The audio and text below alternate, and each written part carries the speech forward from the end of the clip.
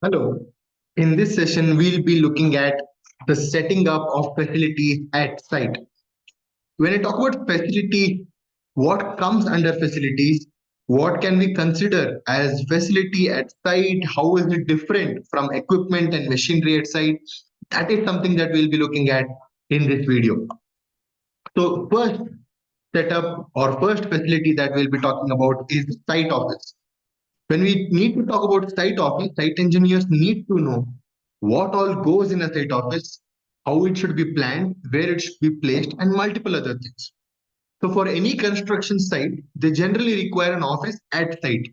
Even though you have a lot of branch officers and head offices, you need someone at site to take care of the day-to-day activities and accommodation of the office professionals during the office hours. And most of the meetings that happens at site office because the site itself will be very unorganized and very open and exposed to the atmosphere. That is why you need a closed space for meetings as well. Apart from that, there is also a lot of documentation that will be going upon in the site. May it be billing documents, quality documents, safety documents, any kind of measurement documents, costing, estimation, tender document. So any kind of documents can be important at any point of the project. And that is why it is very important for site engineers to understand the importance of documentation and make sure that a copy of those documentations, whichever is required, is at the site office. So these are the the prerequisites of a site office. So now let's see how does it help in terms of site layout planning. So site layout means the job site layout. In detail about job site layout we'll be learning in the further videos. But planning of the site layout involves four basic processes. First, we need to identify what are the facilities that will be required in the project. When I say what are the facilities, it might be site office in the site, labor camp might be in the site, client office might be in the site, a model flat might be in the site, batching plant might be in the site. You might have a lot of casting yard at site. So depending on all the facilities, we need to identify and list out what can be accommodated in the site. So that is something that we need to know, the first process. The second process is to determine the sizes of these facilities. So if you want labor camp, for how many labors do you want it? If you want a site office, for how many engineers do you want the site office to accommodate? So based on all of that, the size is very important because it is going to take away the area at the project site. So imagine you have only 1 acre, but you're using zero point 0.7 acres for just facilities. Then it makes no sense because you don't have enough space to build the construction structure. So that is why it becomes very important for us to know the sizes and requirements of these facilities. If you have a batching plant, how much area shall the batching plant take? And if it takes this much area, how is it going to affect my other open areas in the site? The third is to understand the interrelationships between these facilities. When I say batching plant or when I say casting yard, that has to be nearer to the labor camp. So what is the relationship between labor camp? What is the relationship in batching plant and site office? You cannot have control room of the batching plant far away from the batching plant itself. The control room needs to be next to the batching plant.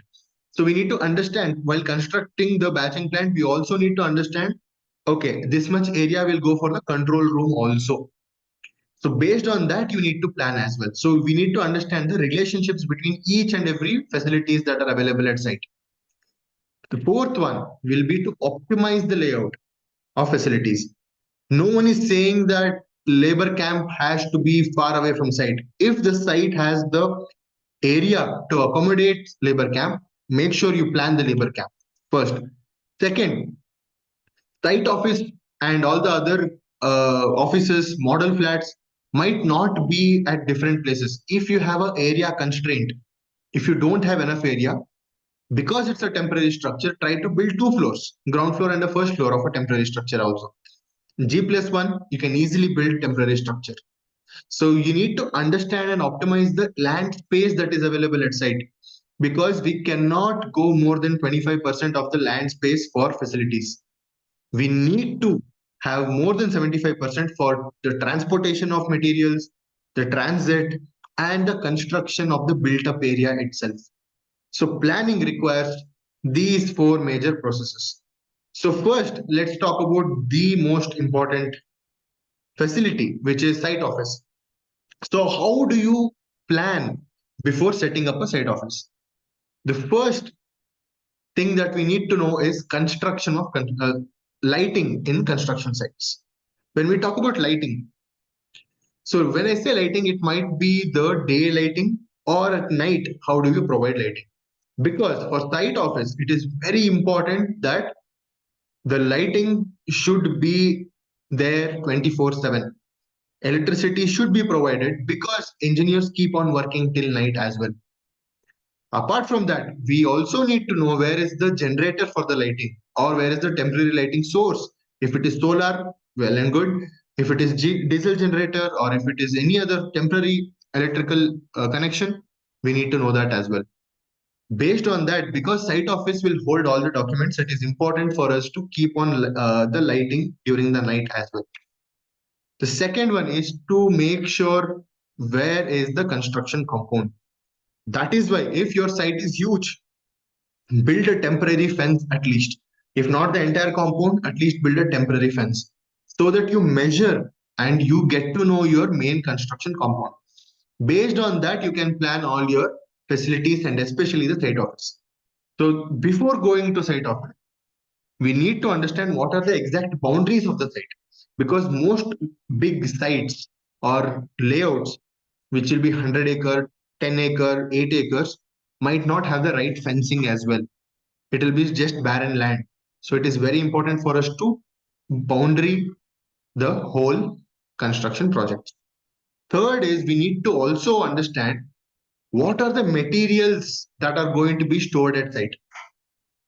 If we have huge materials coming up, then we need to plan site office in such a way that these materials are not going to harm the route between the entrance and the site office. If it is small materials, which is basic bricks, steel, cement, then you can plan it in a different way. It is very important before site office that we need to understand the materials on site. If we are having a huge material or if you are having very expensive material, we need to understand the location of the site office as well. Because if you are putting up a security for site office, then these expensive materials can be held next to the site office in the store. So planning of site office will require the materials on site also. The fourth one will be mobilization. Mobilization means the transporting of all the equipments and machinery. So before we construct the site office, we also need to know what are the equipments, what are the machineries that are going to be involved in this project. Are we constructing a batching plant? Are we constructing a casting yard? Do we have boom placers?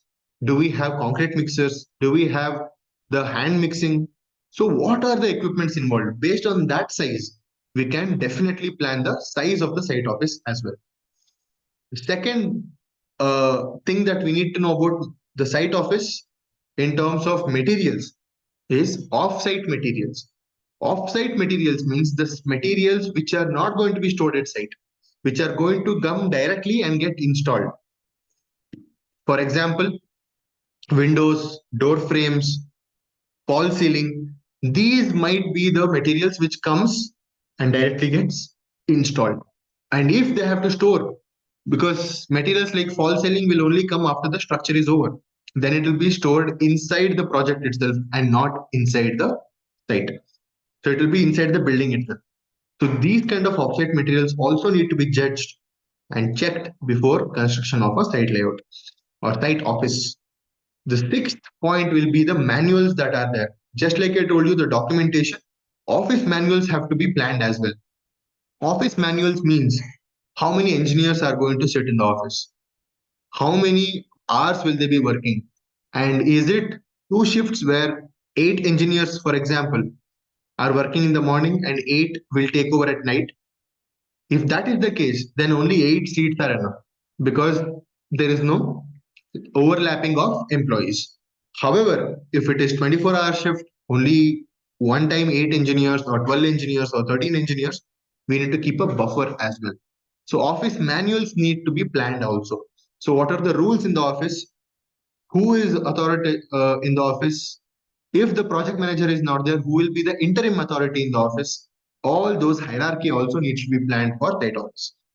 The seventh point will be the office space planning. Inside the site office, how do you plan it? Where will you make the engineers work? Where will you make the other team? Let's say execution team is at one point, billing team will have 3 chairs, safety will have 2 chairs, quality will have 2 chairs, procurement will have chairs, planning will have 3 chairs, project manager will have 1 chair, project director, whenever they come, they will have a cabin. For client meeting, there is going to be some conference room or a meeting room. So all those things need to be planned for a site layout as well. Apart from that, you might have the lab testing also. So if you have lab testing, where will you keep the CTM or the UTM? Where will you keep the sieve analysis? Where will you conduct the tests? You need to build a curing tank as well. So where do you place the curing tank? So all those things should be planned before entering the site itself. The eighth point will be pre-construction information. Pre-construction means how many engineers are going to be a part of this project. The reason why we talk about how many engineers, even though the office is planned, let's say for 12 people, there might be the peak of construction where we might have 15 engineers. In that case, is there any scope of building a temporary shed at least for the shelter of the other 3 engineers? So all those things also needs to be analyzed and planned. Apart from the engineers, even laborers, because the amount of laborers in projects will always vary. It is not like you will have 200 laborers from the start to the finish of the project. Initially, you will start with 20 laborers. Once the execution hits the peak, it goes to 200 laborers. And at the end, it again comes down to 60, 70 laborers and then 20, 30 laborers. So it is going to start less, hit the peak and come down. So based on that, you need to plan the site office and the layout as well. The ninth point will be site layout plan. So before constructing the site office, we also need to decide on what all is going to come in the site layout. How many roads are there? How many entries? How many exits? Who is going to, like, how is it going to the store? What is the size of the road? How much area is it taking? All those things need to be understood in site layout plan as well. We'll be learning about site layout plan in the coming videos. So I'll be explaining in detail about job site layouts. The 10th one will be site facilities and storage. Stores will take a lot of space because for every material, you cannot keep one on top of the other. You need to keep it in a series way. Correct. So you have to have an inventory management. You have to have a store management. You will have store engineer or store in charge also. And based on the types of materials and the number of materials, the size of the store also varies. So that is something that needs to be taken into account before construction of the site office. The 11th one will be workplace definition. Workplace definition means what each engineer is supposed to do or what each labor team is supposed to do. The reason why this is important is because some laborers are only housekeeping laborers, or some laborers will be just for concreting purpose. Some will be just masons. So these people will be grouped together. When these are grouped together, we can understand the number that is required at the peak of the project. And based on that, we can divide it into teams. And with that information, we'll get to know at what time, how many masons will be working. And if masons are working, that means concreting is not happening. So because masonry and concreting will not happen on the same day, on the same space at least. Correct. So in that way, we can understand by the team strength about how many people might be entering the project site. 12th one will be temporary services and welfare facilities. Temporary services means if there is a medical checkup, you will have a shelter and you will have small event.